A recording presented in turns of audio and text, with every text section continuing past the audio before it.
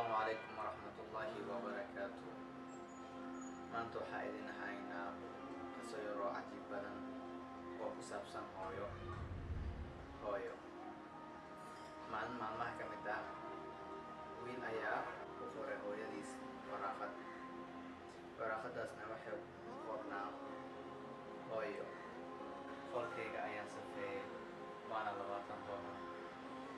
dharka ayaan dhaqay, waana $30. qashinka ayaa banaanka geeyey, waana $40.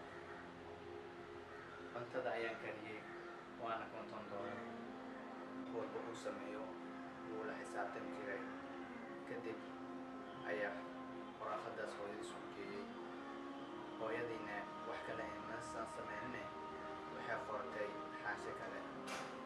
ayadana waxay qortay: maalintii aan dhulkaa qaaday 9 bilood aan ku dhex jirtay, waxaan ku xambaarsanaa lacag la'aan. xanuun baa igu haysay, waana lacag la'aan. markaan ku dhalay waan cawaaday, waan ooyay, waana kharash la'aan.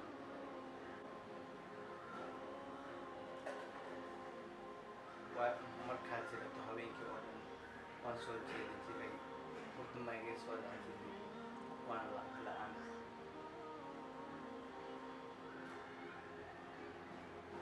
cuntadana qof cunto ma sii jirin, xitaa nafsadeeda ma cunin jirin ilaa adiga aan ku siiyo cunto, waana lacag la'aan. marka laisku dardaro dhammaan waxay noqotay jacayl. waan marka aa weynaatay waxaad ma ogaan kartid jacaylka hooyo ilaa ay maanta